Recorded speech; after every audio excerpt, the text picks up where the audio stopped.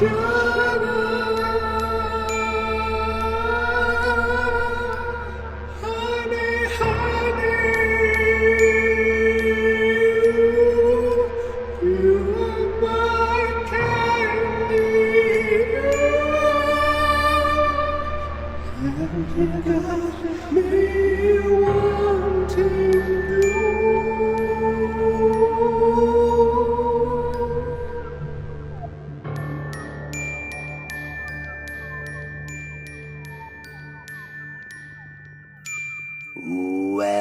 to Riverdale After Dark, a podcast about the CW's Riverdale that's trapped in a tiny doll. I'm Alex. When you encounter odd things in your life, there's only one thing to say. As many times as it takes, bitch. I'm Justin. I'm Pete. And we are going to be talking about Riverdale Season 6, Episode 9, Chapter 104, The Serpent Queen's Gambit. Now, before we get into it, I've been dreading this all day, but here's a little bit of recap to get you caught up on what's going on Riverdale. All you have to do is think the recap and Jughead will hear it. You don't need to do anything else. Oh my God. Just scream it in your head and we'll be able to hear it. We'll get into it. This episode was... Britta is basically doing our podcast. I don't even know what we're doing. She's literally doing it. Oh, God. She's killing it, too. She did a great job. We'll get to that in a moment. So, lots of stuff going on. The main thing that you need to know is that Archie, Betty, and Jughead have superpowers. Jughead can hear people's thoughts. Archie is super strong and invulnerable. And Betty can sense auras of evil and detect crimes off of that. Meanwhile, no questions, no notes.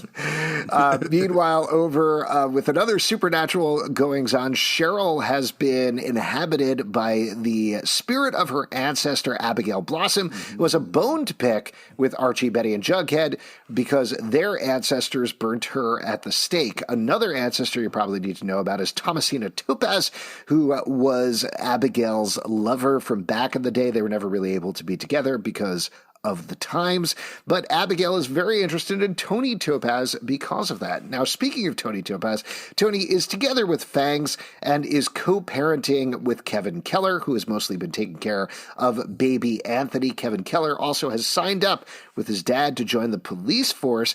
Now, Toni and Fangs, you probably already know this, but they're in the Southside Serpents, a gang who is always feuding with the Ghoulies, who are currently led by Twyla Twist.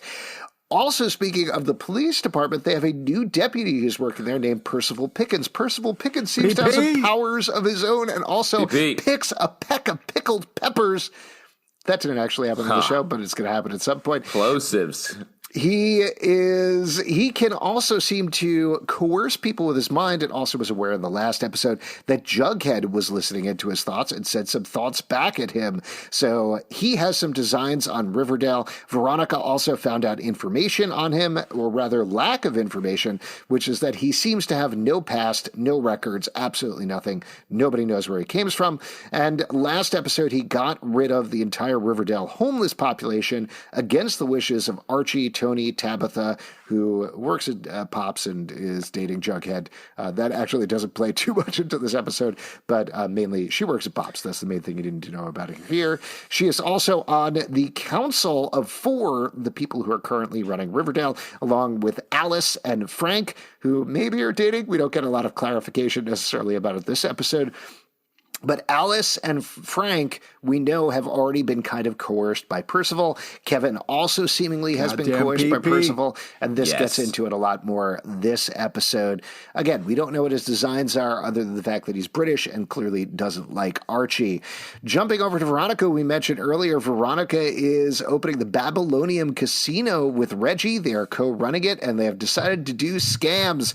Additionally, Reggie's dad Reggie's dad has died or almost died a couple of times, but they have buried the hatchet in terms of their relationship and are moving forward from there. There you go. That's the main stuff that you need to know going into this episode. Oh, there's one more thing. There was a 5-episode event at the beginning of the season called Riverdale that took place in an alternate dark universe where a lot of supernatural things happened before we came back to the town of Riverdale for the currently running episodes where a bunch of dark supernatural stuff is happening. However, this is starting to tie together as we get to in this episode. As a headache happens. So it's like a mind headache for a couple seconds. Those are called thoughts, Pete. Those are called thoughts. Those are thoughts. Those aren't headaches. No, those are headaches. words. No, that I think you're talking about emotions. It's good that you're having those thoughts. Yeah. This show is doing a season finale every week. Every week's a season finale. Week cranking it out. I'll tell you what, specifically this episode, I loved it. And I loved it. Oh, I laughed out loud a couple so many times. This is the episode I've loved the most since we've come back to Riverdale. And it was because it was giving me those vibes of like, what's the most we can expect here? Let's go 20 to 50% more than that. Yeah, exactly. I had a great time. Up to 11.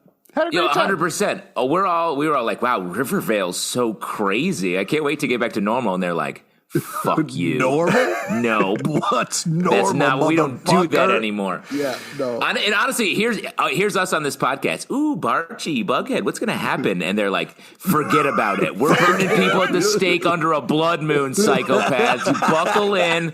We don't do relationships anymore. We do group murder and we do mind control. And everybody's fine with it. They're all dating. We're not going to discuss it. We're just going to kind of move on here. But I love that. That's great. Like the stuff that we've been talking about all the time. And granted, next episode we'll probably be back to. What were you saying is great? Are you saying the murder under the blood moon is great? Is that what you're going on record I saying? love the murder on the blood moon. I completely lost it as Cheryl / Abigail as a ghoulie throwing a Molotov cocktail at Archie. Oh my God. And then licking her teeth. That was crazy. Honestly, just 2 that was seconds of madness, and then never again. Like it's definitely. I had to blink to make sure I wasn't imagining it. I had to go back because I was like, wait, is nobody going to say? I mean, later there was just a couple seconds of like, I know who Cheryl is, Betty. Well, I know Cheryl when I see Cheryl with a cocktail. A couple of things. There's spikes. Man, I asked you to turn up your volume a little bit at the beginning of the podcast. Now, mistake. Should have thought about the content. But I brought this up since we've come back to Riverdale, since we've introduced superpowers here. I've been a little iffy about introducing the supernatural into Riverdale, but to jump way into the middle of the episode, there's a scene here where the social worker is coming to Toni and saying, listen, we need to check on baby Anthony. We've had some complaints. Clearly, this is manipulation from Percival Pickens. But as Pete talked about with the thoughts, a.k.a. mind headaches, Toni starts to see visions from stuff that happened in Riverdale, and they play out and shoot the scene the exact same way.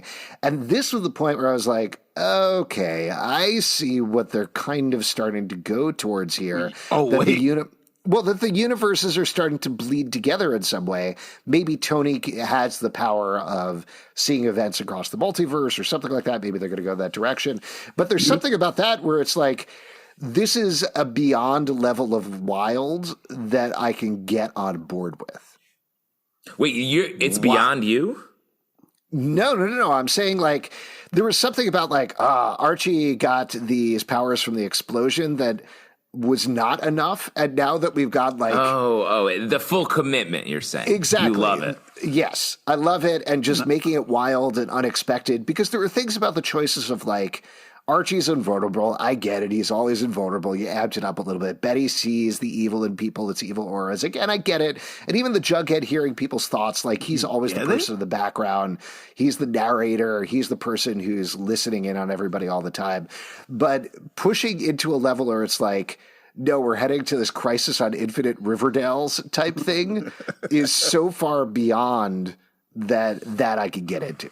Exactly. It's like if you ordered a coffee, you were like, I'll just have a little sugar in there. And instead the barista jammed an adrenaline shot in your heart. That's what this show is right now. And can they keep Pulp this Fiction up? you right in the middle of the coffee shop. Exactly. I don't know. I will say that I think this was the episode that before the season even started, Cole Sprouse said this is where it starts to amp up and go out of control. And again, not to jump too far ahead, but the promo for the next episode, there's like... Wait, don't talk about the next episode. Spontaneous human combustion. There's just a shot of like ashes and some feet. And I was like, this is great. Give me more. I agree with you. I like pack there. This is the ride. This is the ride I want to be on. Like, this is what you signed up for? 100%. When Riverdale happened, I said this on the show a bunch of times. I was like, I love this. I want more of this. But I guess we got to go back to school and eat our vegetables with regular Riverdale. And they were like, nope, we ride. Here we go. That doll has Abigail's soul in it. And we locked it in a little cupboard. And we put a little candle up it. Sounds like Pete's got a little theory over there. Yeah. No.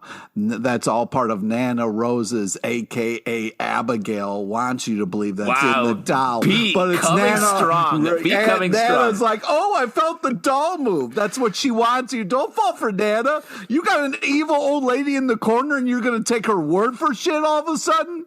You know she's been doing hidden fucking things underneath her breath the whole time. Why you believe in Nana like she's being straight with you? Nana cut you while you sleep. Don't even fuck with Nana. Like...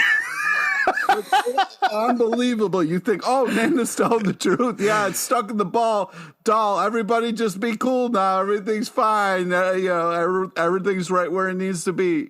What's more believable, that a doll has an evil spirit in it, or a woman who has a wild eye who's always saying the most evil shit on the entire show? That's She's what I'm like, saying. what? Did you talk to me? There's a murder happening tonight. I can promise you that. That's what I'm saying. Throw Abigail in there with Nana because you won't be able to tell the difference anyway.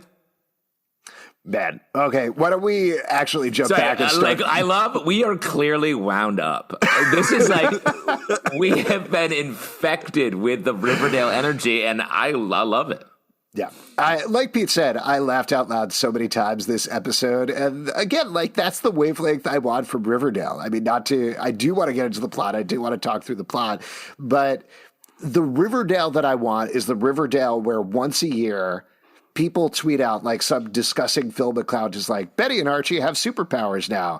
And everybody's like, that's the craziest thing I ever heard. I'm like, oh, you should see what happens on the other 41 minutes of the show. That's the headline, sucker. Read the article. So, one other thing that I'll mention about this episode that I thought was really good is how everybody crisscrossed and worked with each other. That was really nice. Just having like Jughead and Betty and Archie together just on that basis was great. It was nice. Super fun. I wanted more people in on those meetings, but yeah, it was nice to see people talking shit out a little bit. And instead of like letting Archie go and make decisions on his own, like, hey, let's talk about what's happening a little bit. And then, it was real nice to kind of see that working together. And especially, getting Betty and Jughead in the same room. I mean, just makes sense. It feels okay. I love that you're saying that, Pete, and I love that you got to see, I guess technically Bughead occurred because they were in the same frame briefly. Right. That's right. But the fact that there is absolute zero discussion come on, the place is on fire. There's so many things going on. You can't expect them to kind of like I don't know. I mean, metaphorically, if you think about it, Betty makes Jughead throw up now. What? Right, Pete? 100%. Think about that. She makes him throw up. She makes him throw up. Oh my God. He's so grossed out by the thought. She saved his life. Don't fuck with that. Of Betty. And let's remember the order. No. The order she went to save those guys' lives in, Archie, and then later. Well, because you knew come on. And then Archie, like 15 to 20 minutes later, Jughead. Like what happened was Betty was like, "These scones are poison." She ran to save Archie. Then she was like, "Let's get a quick lunch. Let's get a quick lunch. Let's stop by the shower. Let's go to the shower real quick. I have to run some errands, and let's go check. Let's check on every other aspect of our lives, and then I'm going to go drop by Jughead and say, "Hey, puke up this scone." Because you're dead, son. I love that whole sequence so much. And I know we're like not going through this in any particular order, but coming out of Archie and he's like, the whole thing. The whole thing was gone. Was crumbs all over his desk. So funny.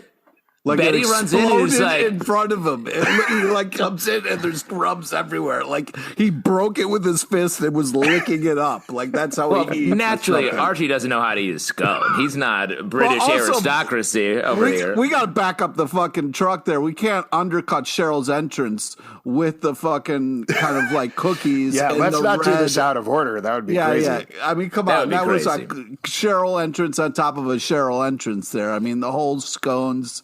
You know, hey, scones for everybody. I'm going to go on a killing spree. It was hysterical. What I want is a bunch of killer scones. Everybody get on board. I want the Cheryl shoulder ruffle expansion that happened in this episode. Every time we saw her like shoulder poofs expanded too. When finally Cheryl's back after Abigail has been put into wherever she is, she was inside like a cotton ball, a red cotton ball of. Well, that's why. When you say that Abigail is when you say ruffles, I say fuck you. I'm taking it shoulder ruffles to a whole nother level. Oh, okay. That's unrelated kind of said the same from thing, Pete. Except you said "fuck you" before that. But all right, whatever you want. I love how we're excited about Cheryl's wardrobe to the point where we're like, hey, man. The wardrobe was great. Oh, my God. 100%. The outfits were so great. The Ghoulies outfit was utterly fantastic. So funny. We saw for 10 seconds. 10 seconds, but completely worth it. Standing on a roof. The most insane tech sets ever. But the big ruffles at the end that Cheryl ostensibly had on made me think for a second, maybe that still is Abigail, and maybe Cheryl is trapped in the doll, potentially, because she still does have the big ruffles. Yeah, I mean, they were like Cheryl, and she just said yes. I mean, it wasn't exactly proving it was Cheryl. Yeah. I mean, granted, she didn't ask for any butter or anything like that, so maybe it wasn't Abigail. Well, and to talk about that storyline across the board, like, absolutely intense. Britta as the, like, side sort of Robin to her Batman, but trying to like save losing her mind, was just great throughout.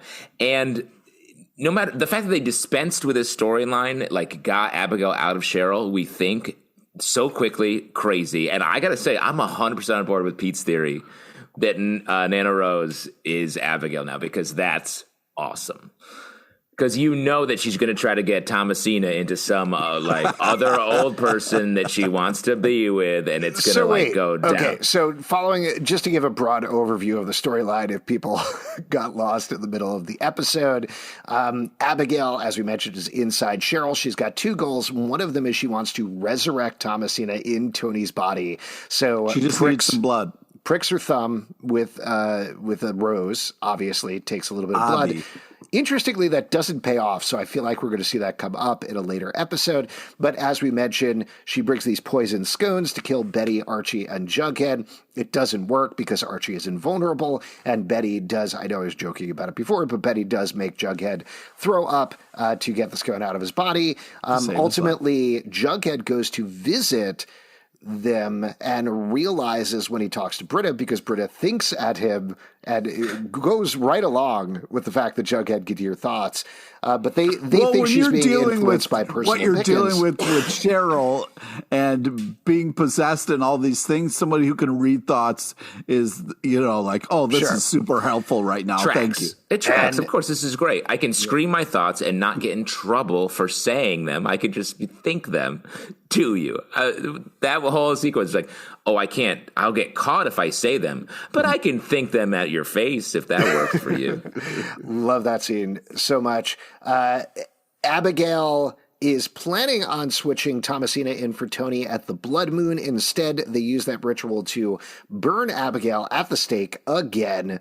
And that's what ostensibly, seemingly puts her spirit in Julian the doll's body, which Nana Rose very confusingly brings to this ritual for no seeming reason. Not necessary. You don't need to bring that doll anywhere. Yeah. Imagine I show up to record this podcast and I'm just holding a giant doll. Like, creepy no giant comment. Doll. Just no what? No what, reason. Guys? I just like it. It's like an accessory. Let me ask you this: if Abigail's spirit at the end of this storyline is inside Nana Rose, why does I can't believe I'm saying this out loud.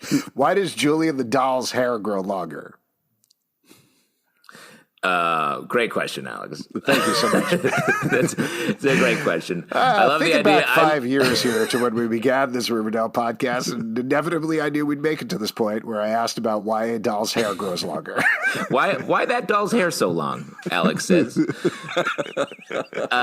Fair point. I will say I feel like they could have just styled the doll a little bit, just like brushed it out. I have 2 young children, and they love to brush their doll's hair out. My kids' dolls are so far not infected with evil spirits intent on murdering me and my friends, but it could happen at any moment because I bring my work home with me. I bring my work home with me when it comes to this podcast. So you're saying that Julian had those beautiful straight red tresses underneath his sailor's hat the entire time? I feel like Julian's the kind of doll where you pull its arm and the hair grows. You know what I mean? All right. Fair enough. Yeah, classic barbershop doll. I just thought there was so much fun that was just said. I just want to make sure, just so we're clear, Justin, you want to know if you mysteriously die, it's because of the dolls, right? You want to... Yes. Yeah, okay, cool. If and when I die, check my murder dolls that my children have, because it's a 50% chance that's what happened. Okay, all right, cool. I mean, I loved everything about where this ended up, but I don't think to the point that we're talking about we are done with the storyline by any means, because you still do have the dangling thing of Toni's blood that Abigail got. I still think, like, they brought that up so they could do the body switch at the blood moon ritual, but at the same time, her getting that blood, putting the handkerchief to the side still feels like a poignant thing out there. And also the fact that they're like, okay, whatever we do, we got to keep these candles lit, otherwise Abigail's going to escape. It's like, there's more there. Well, also, Cheryl, they were like, all right, we have this doll safely behind glass. First off, I would have buried that doll in cement underneath the house. Put it on display. That's only going to beg for questions about, like, hey, what's that doll over there? Can I look at it, touch it, also, open it up, release evil spirit? Respectfully, Cheryl had her dead brother's body just sitting in the house for a couple of months, if not a year. So I think they're okay with the doll. Blossoms like to show off their weird shit. But also, the fact that she established the rule, and if we don't keep this candle going, that doll's going to open up and release Abigail. I was like, well, you didn't need to say that. That doesn't need to be the rule. Cheryl's been having a hard time keeping candles lit to begin with. Like, this whole thing started because she couldn't keep the candle lit. Like, going back to the candle lit thing, I was like, what are you doing? That was a nightmare to begin with. Get some LEDs or something like that. You know what I'm talking about? 100%. Yeah. She's going to keep that candle lit. And I think we all know what that means.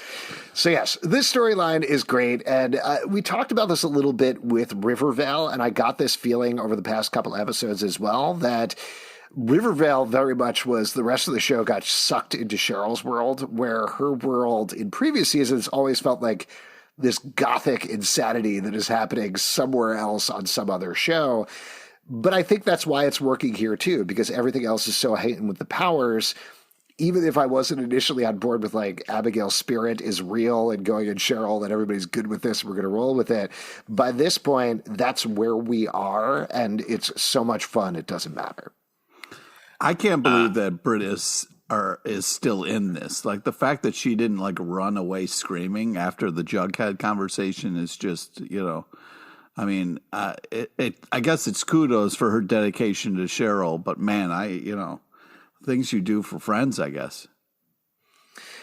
That's the things you do for friends is basically the motto of this episode. But I don't want to steal Pete's thunder a little bit, but we got to talk about Betty in this episode. She is doing full Danny Glover, I'm getting too old for this shit, the entire episode.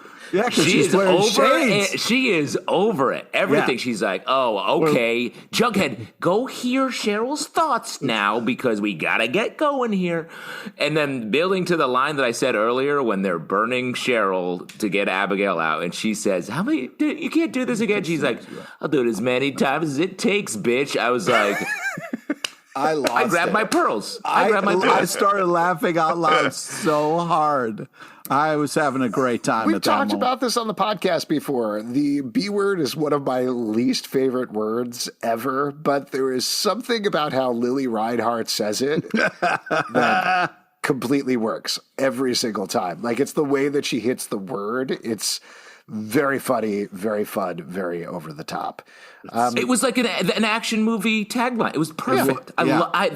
I couldn't believe that moment that we got to that point in this episode. It was classic Dark Betty, and it was it's what is great about this character.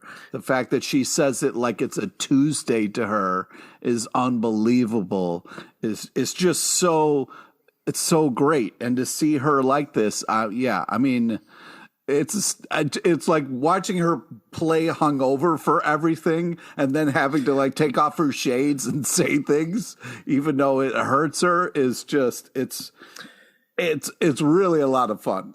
That's so funny you say that. She looks hungover the entire episode. Hungover from just being on Riverdale, essentially. Yeah, exactly. Like, it's too much.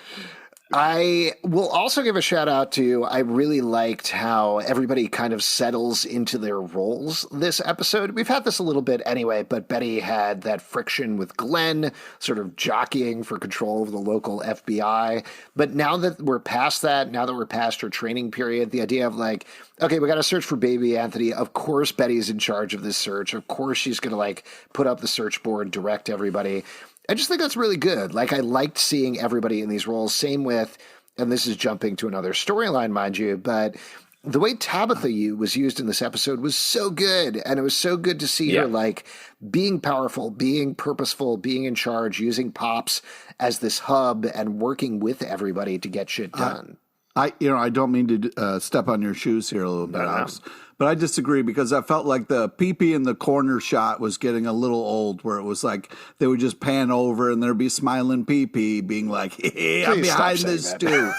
Like, no, I like it. I'm here for pee-pee. Pee-pee's a problem. Pee-pee's a huge problem. And if they don't deal with it, it's going to overflow. Percival Pickens. Yeah. It's too much. You feel like there's pee-pee all over town and they have to get rid of the pee-pee? It's just, the fact that they're kind of casually being like, hey, it seems like this pee-pee is taking over everybody here. Everybody's into it. It doesn't seem like a good idea. So just to check, you're 6 years old, is that correct? Yep. Okay, great. Let's be honest, 5. I love Percival Pickens. I will go to bat for Percival Pickens. This is dumb. Just, it's me, I got the baby. It's me behind Kevin. It's me. Like, I get it, dude. Enough with the pee-pee. The way Chris O'Shea is playing this character is so good. I love every scene he's in. His delivery is perfection on every single line.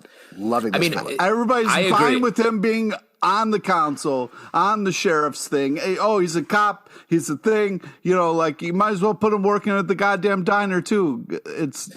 He's winning. And I agree with Alex. I love Percival as a villain. He is a great opposite of Hiram, and they even make that comparison at the end of the episode. Hiram is always like flexing and being like, I'm going to get you. And Percival is just quietly sitting back and just calmly taking over every aspect of the town. Yeah, he's great. Now, let me throw this. They set up the mystery. There's no record of him. Yeah. What's the deal? What do we think? What's the deal with Here's Percival? my theory. My theory is he's from Riverdale. That he crossed over the universes because we established. That's why there's no record of him. That's why there's no record of him. We already know that the two universes can't coexist or they'll both explode. So I think what he's trying to do is destroy Riverdale, like they establish, so that Riverdale can survive. Potentially. Ooh, that's very smart. But I have a theory. That means the other Jughead's coming back then. I definitely think the other Jughead's coming back. And I also think, and then I'm going to hear what you want to say, Justin, I think an alternate thing might not be like this heroic intention of saving Riverdale, but we already know that he's like a very Stephen King character, so he might even more specifically be a Randall Flagg, somebody who walks between the universes and leaves destruction wherever he goes. That's great. I love that. The fact that they would be able to bring Riverdale through in that villain way is so smart. And we even heard when we talked to Roberto that a character from Riverdale is going to cross over. The fact that it might be the villain that we hadn't met before that is awesome. But my theory is that Percival is Toffee. Where's Toffee? Whoa. Right here the whole time. Oh, man, that would be nuts. And at And some of point, course, he's like, Toffee needs revenge because he's been forgotten. you left me in a cat briefcase for months. Exactly. Months, Betty.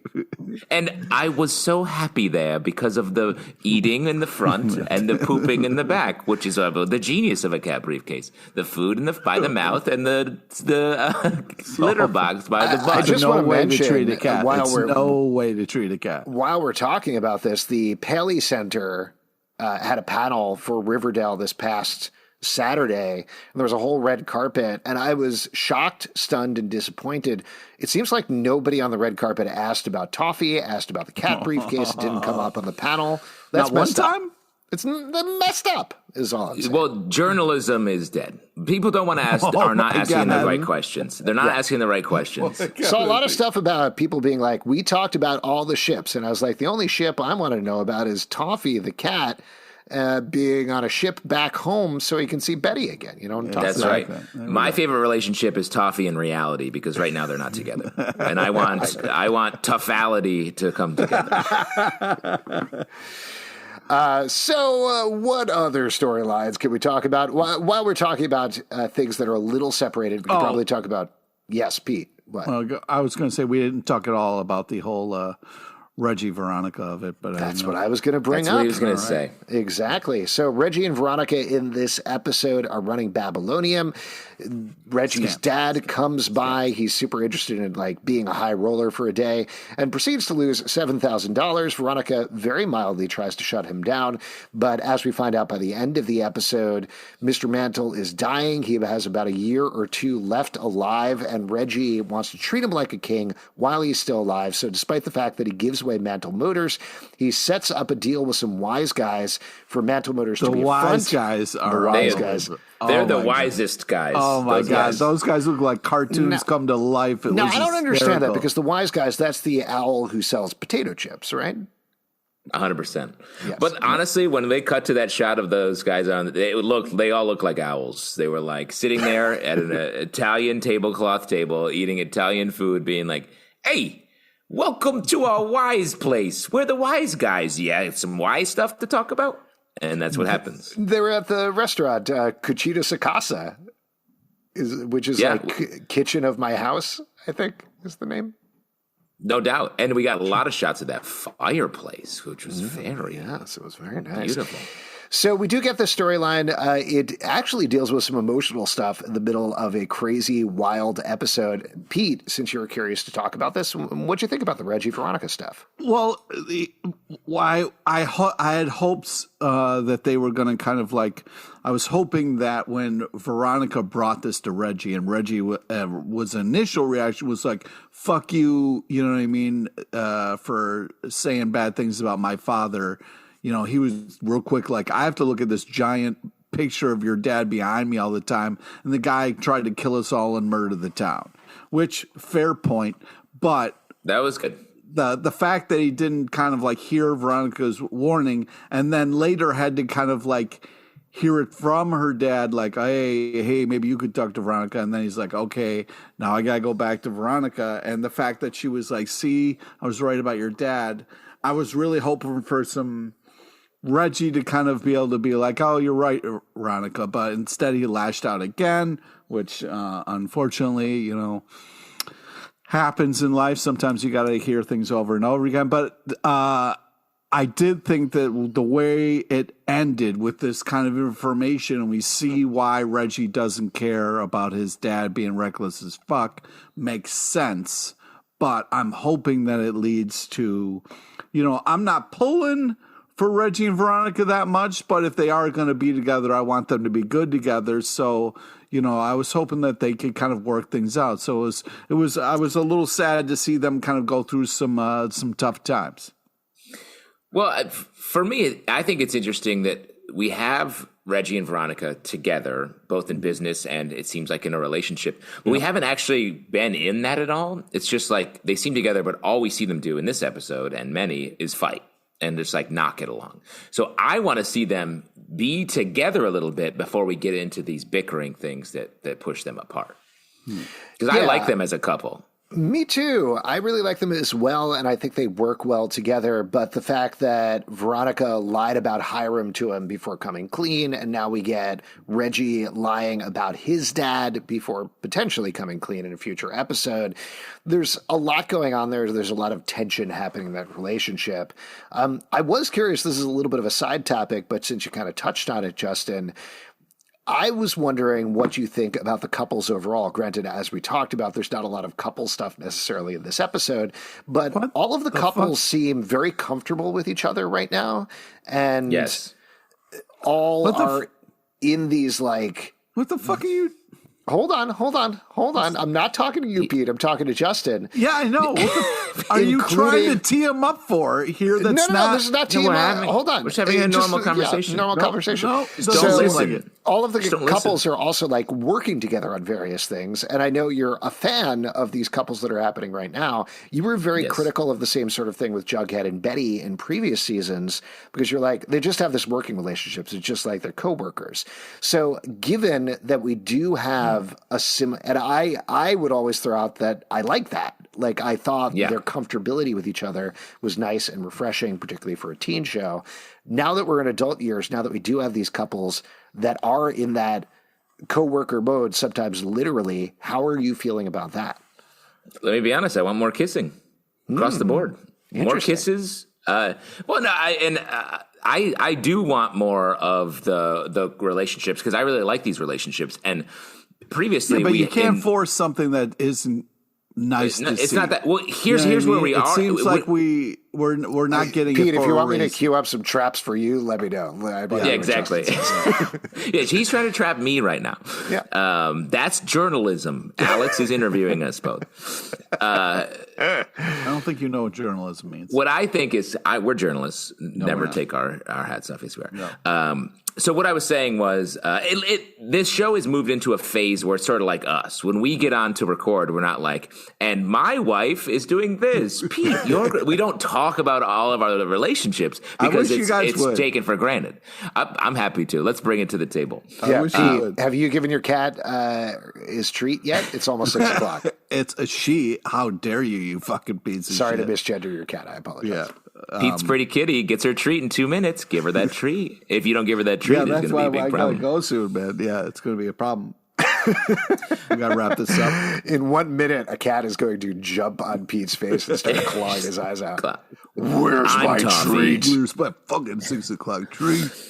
I'm glad we're threading Pete's cat's 6 o'clock treat through every piece of content we create. I don't know, Justin. You're the one who thought that was funny. You've been not letting it die, so you got to blame. Many things in my life, I got me to blame. Yes, 100%. But so what I'm saying is, like, I agree the show has moved in this phase. I think there's just so much going on right now that it's hard to really sit into those relationships. But I do want more of that stuff. I want to really have them be happy in these relationships because I do love these pairings right now. And then get into how they got here. Like, we have a core 4 scene, which we haven't had in, it feels like, an eternity here. And they're only when Betty, Veronica, and Jughead go to talk to, or Betty, Archie, and Jughead go to talk to Veronica, and they only talk business. There's not even a scant look to each other like, oh, right, you guys are dating now? I'm here with Reggie in my casino that I own. Like, we get none of that. I do feel like, to talk about that scene and some of the other Veronica stuff, it feels like we got to be heading towards some sort of explosion with Veronica or something. She's so internal right now. She's holding so much in. Yeah. Particularly in the Reggie scenes where he'll come in and be like, I'm not going to tell you what I'm doing and let my dad continue to lose thousands and thousands of dollars. And the way Camila Mendes, to her credit, is playing it is like she looks like she's about to say something and then she composes herself and calms down and she's like, okay, all right, I'll roll with this. I'll work with this. And every time they cut to her, she's about to like relax and have a cup of coffee, or she's having a quiet moment with a drink, and then some other shit goes down and completely wrecks her day. So particularly when it comes to Veronica, I almost feel like she needs to blow up at Reggie. They need to have some sort of fight so that they can put it out all on the table and move past that as a couple. My prediction is we're going to, obviously there's so many wild things going on. Yes, definitely work it out. I think they're going to get put in some like crazy situation. What? Like, oh no, this show? We're trapped in a mummy's tomb and the walls are slowly closing in, and they've justified every aspect of that. And we're like, yes, they're in the mummy's tomb, just like we thought. And then that's when they're going to deal with all the relationship stuff. Yeah. You know, like it's going to be, they're going to do it in the most Riverdale way possible, where it's just like fully in the moment. No, but I think if we are going with the mummy's tomb situation, I think what's going to happen is one of the mummies is going to kind of like just rise up and just kind of be like, switch, you two switch partners. And then. Was that an Italian mummy? Instead of hey, it's me, the mommy. I'm going to go over to Cucina's casa. I'm a wiser guy mummy. I'm just wrapped in the bandages. Like, well, we have to do what the mummy says, so it looks like, we should get the real ships back together. These are bandages. This is just pasta fazool I wrap myself in. Hey, I'm the mummy. We barely talked about anything. Why don't It's true. What did we? I'm completely lost in terms of what is going on and what we did and didn't talk about this episode. Oh, we should talk about the Toni stuff. We didn't talk about any of the Toni we gotta talk Toni stuff. The episode's called The Serpent Queen's Gambit, and we haven't discussed the Serpent Queen. What's up, Pete?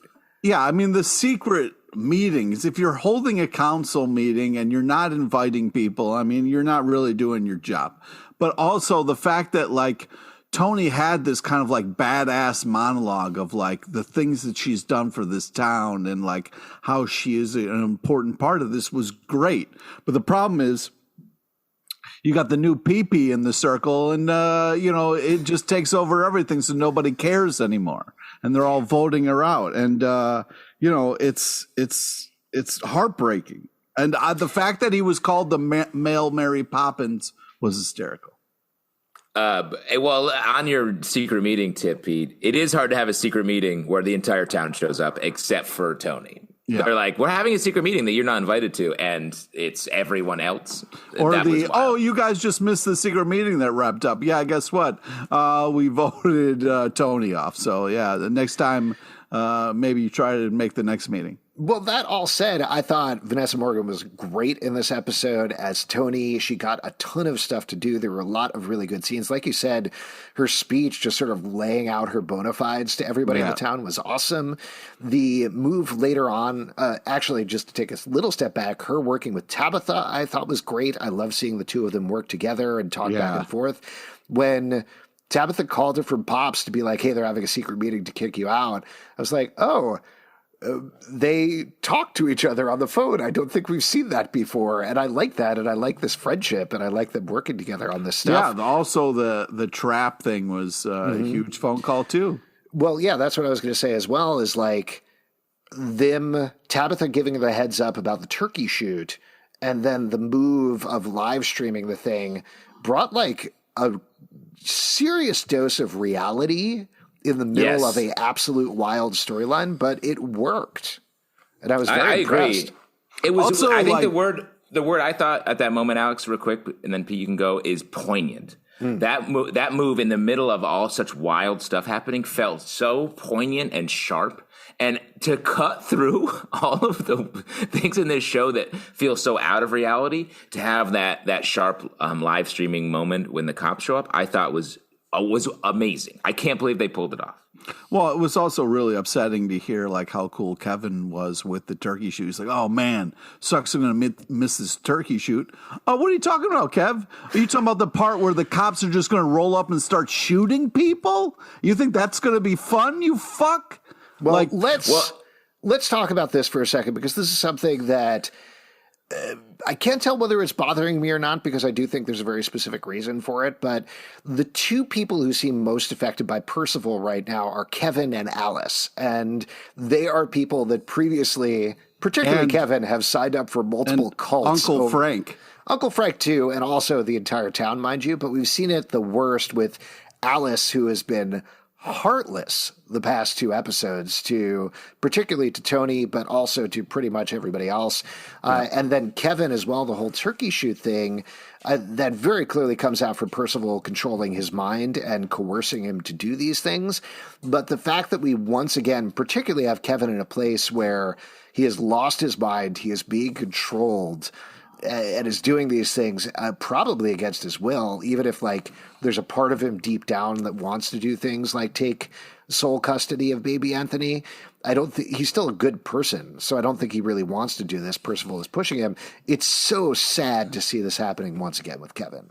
Yeah, I agree completely. And the fact that we've talked a lot about like give Kevin a storyline. And now he's like a sort of a villain, but he even still, he doesn't have intention or agency over himself. He's like a pawn, basically, is a bummer. Like he is sad and bad and is actively harming the people in his life. We're not in his head. We don't know what he wants. It's hard to watch though. And like, maybe that's the point, that it really hits the emotion that like Kevin's being manipulated for us, the viewer, but it is just, I think we want him to have power and agency in a real way, not this way. Yeah. Let's also talk about Percival's plan, because once again, I feel like... Pee-pee? Yeah, Pete, and I'm sure you agree with this, there is some merit to his plan, right? What the fuck are you talking about? Yeah, like last episode, he really cleaned up Sketch Alley, and this episode, he got rid of the ghoulies. And there have been a lot of gang wars, if you remember in season 2. Let's talk about the real. So, I don't know. I think he has some interesting ideas for the town, and I think he has the town's no more pee-pee talk. No more pee-pee talk. Let's talk You're about the one real, talking pee-pee. No, let's talk about the real hero here, the Moore guy. We got the great call. We got to see him a little bit. It was just Dr. Curdle Jr.? You're goddamn right. Yes. I mean, come on. What a hero move for him. I love that. What was the line that he used? He was like, "Hey, Betty, have you heard about the ghoulies' slaughter?" Just perfectly done. Well, also like it was 9 body bags behind him. 50 minutes into the episode, and I was already like, this is utterly insane, this entire episode. It just keeps building and building. And then having Dr. Curdle show up at the end, I was like, yes, this is great. This is the cherry on top of the crazy Sunday. Exactly. I'm having a great time. Exactly. Do you think, given that everybody seems to slowly be getting powers, are we going to see Dr. Curdle get a superpower as well? And if so, what might it be? Just always on the phone with Betty is his superpower. Because that's the power I want him to have. Yeah. He's just like, Betty, can I weigh in here? Betty, can you just walk around the town on speakerphone? Yeah, it's not so much a power, though. I don't know. I guess it could be. If he could keep the phone charged, that's a power. Yeah. What other moments of the episode? Because we have jumped all over the place here as we're working through it. I love the blood moon. This is a very specific thing, but every time they said the blood moon in my head, I was like, the blood moon rises once again, Link. You guys know that from Breath of the Wild. Nice. Wow. Yes, okay. I got Horrible you. accent. The shot of the blood moon behind Cheryl. Oh, sick. come on, dude. That was great. I don't know who it was or how the power worked, but it seemed like Cheryl was back because she had witch powers again and was able to control the wind, which we know Cheryl can do. The Wind Waker, as Alex is referencing. There were, I was referencing Breath of the Wild, which is different than Wind Waker. I did want to say overall, there were a bunch of really nice shots throughout this episode. Wind Waker, they're both good. They're both good games. I know. Well, I'm just saying that was in the world of what you were referencing. I know the fucking difference, Alex. Oh, wow. Jesus Christ. There were a bunch of nice shots, like the Blood Moon shot with Cheryl burning was great. There was even like little camera moves, like when Tabitha was getting on the phone, where there were just... It wasn't just a still shot. There was some movement to it, and I appreciated that. So overall, some good direction here. The Cheryl shot, Abigail shot, where she's standing on the roof as well, like the way that was shot was just so cool. Just very fun stuff. And the fact that they're pulling this off so late in the run of Riverdale. We didn't even see, like... Archie wasn't like his clothes burnt. Like we didn't even see him like deal with that at all. It was just like it never. Cheryl threw a melted cocktail at me, guys. Yeah, you won't believe what just happened. He said that like my milkshake at Pops is too chocolatey. I also like Someone Betty. just hit me with a Molotov cocktail and I was on fire. All right, Archie, whatever. Betty's move with Abigail then pulling off, being like, oh, Archie died, and her crying and sobbing and chloroforming Abigail was really nice as well. Oh, my Just God. overall, That's classic Betty right there. nice That's sharing just, of information, the way that this episode was structured. Yes, I thought that's from the why I script like, was really good. everybody talk, everybody get on the same page, and then make moves as a team. Yeah, well, And but this- also just like the way that information rolled out. Like we talked about the Reggie storyline, but holding back the fact that he already knew that his father was really sick until the end was really good. Having Betty know about that Archie was obviously alive, but Abigail not know that and using that to their advantage. It was a really well-structured, well-written, and well-directed episode. I think you're also complimenting the writing, and then let's give it up for the editors on this show, because that's not easy. The way they're able to compartmentalize that information, show us just the amount we need to see, like the Molotov cocktail scene. Honestly, Archie, when that Molotov cocktail hit, he was rolling around in it. He was like bingoing in a funny smell on the lawn. He probably thought it was another poison scone he could eat because it was so red from the berries. That moment with the poison scone, I don't know how they knew to heighten it to the point where it was both funny and good. Like, it wasn't like I was making fun of laughing at a movie I don't like. It was like, so don't eat that scone. I already ate it. He was like Al Pacino. He was like naked and covered in it. It was just like ridiculous. What? You're like, I don't know if Archie's invulnerable or if he cookie monstered that thing. I don't think a bit of it went into his mouth. He just smashed it into his face. Nom, nom, nom, nom, nom, nom, nom, nom. Yeah, that's probably just how Archie eats everything.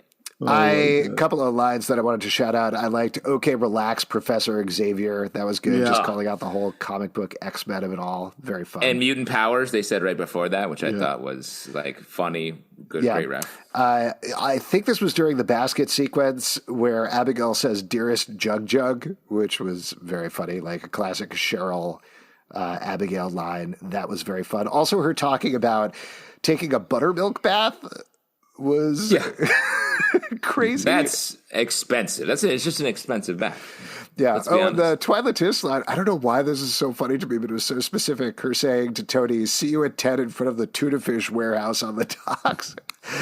That's where they're going to fight. Great stuff. I was really disappointed we didn't get a Ghoulies, Serpent's Battle Royale because they were like, yeah, let's fight each other. I was kind of hoping. Ghoulies have been wiped out a couple of times on this show. I think they're just going to be just fine. The Ghoulies will return. And let's remember, they're cannibals. They eat humans. That's right. Don't forget that part. Yes. I wanted to, are there any other notes from the episode? Because there were a couple of things before we wrap up here I did want to bring up from the Pallyfest panel, but Justin, go ahead. Looks like you have The only other thing I wanted to say is I thought it was so funny when Cheryl is trying to poison them with the scones.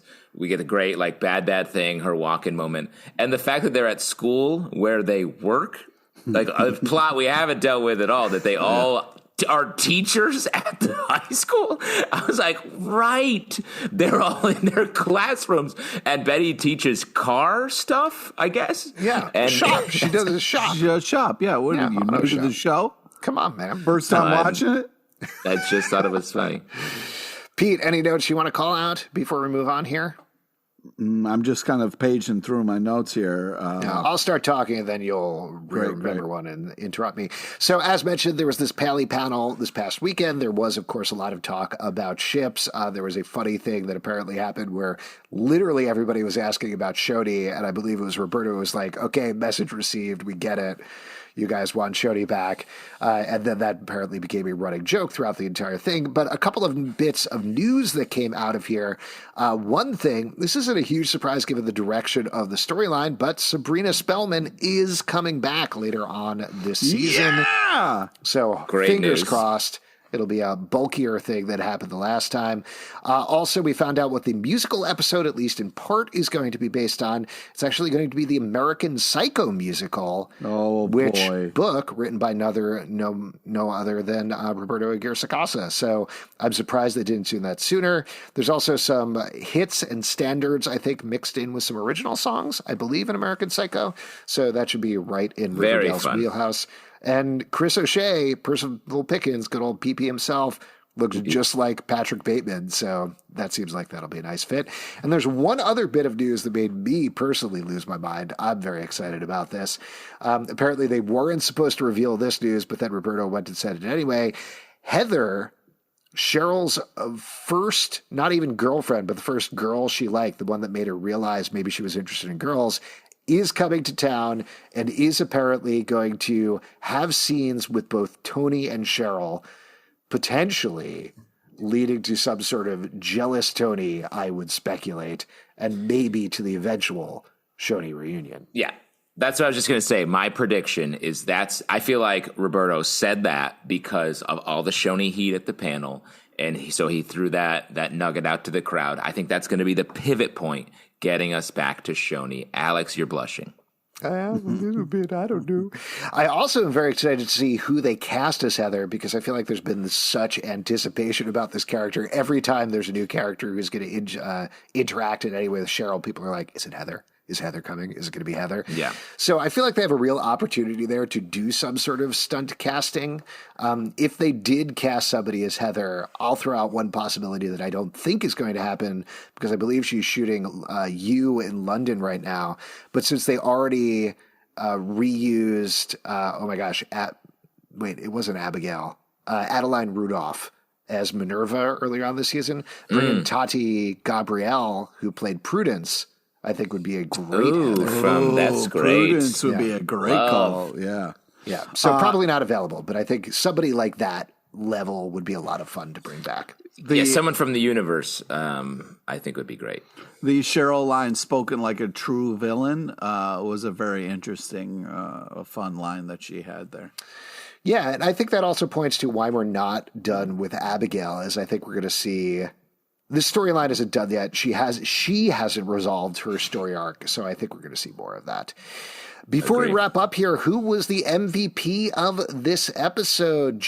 Pete, you want to go first? Who was the MVP? Betty, all day, day. It was nice to have Dark Betty back. It just, yeah. And, you can stand next to Archie and it's fine because there's no chemistry there. Once Jughead was in the room was a lot brighter and people perked right the fuck up. So you tell me what's up. You're saying the chemistry when Jughead was barfing in the bathroom? That was chemistry? chemistry? When the three of them were in the room, it's different. It's different. I would not normally do this, but I got to go with Betty as well. She is us in this episode when she's just like, all right, let's go burn Cheryl to get the spirit of her dead ancestor out of her body and put it in a doll so I can get back home and solve the trash bag killer murder, probably. Maybe someday. I'm really torn here because there were a lot of great performances here. I kind of want to give it up to Madeline Petch just for that Ghoulies Molotov cocktail scene, but I'm going to give it up to Toni because I think she was great this episode. She was such a focus. We didn't talk about the jail scene too much or anything we didn't mention anything that went on with Fangs at all. Yes. Scary that Fangs was on the block to be murdered by Cheryl Abigail, I thought was intense. But yes, Toni's speech about everything she's done for the town and the fact that she's a mother, I thought was awesome. I thought that was great. And I also thought, despite, just to mention the Fang stuff very briefly, him hiding this cache of weapons, him going to jail, I thought the way that Toni dealt with all of that stuff was really good. And so what's a stash of weapons between friends and lovers? You know what I mean? Come on. I'm not saying I like the ship. I don't. But I think the way that Toni dealt with these situations was really good. Her emotion in the baby Anthony scenes was great. And particularly the last scene where Kevin says, I'm going to file for sole custody. Her reaction there, the crack in her voice, it got me choked up a little bit. So just really good work from Vanessa Morgan across the board. In this episode. with all this going on, she's going to realize that, like, she's in over her head a little bit, and what she needs is something insane to shake things up. That's when Cheryl's going to step right in and be like, oh, I can get you your baby back. Baby back, baby back, baby your back. baby back? Yeah, I can get it for you. Great. I'm glad we ended on that note. If you would like to support this podcast, patreon.com/Comic Book Club. Also, we do a live show every Tuesday night at 7 p.m. to Crowdcast on YouTube. Come hang out. We would love to chat with you about Riverdale. iTunes, Android, Spotify, Stitcher, or the app of your choice to subscribe, listen, and follow the show at Riverdale Dark on Twitter, or Riverdale After on Instagram, Riverdale After Dark on Facebook, comicbookclublive.com for this podcast and many more. Until next time, we'll see you after dark. How long are we going to keep doing this podcast? As many times as it takes, bitch.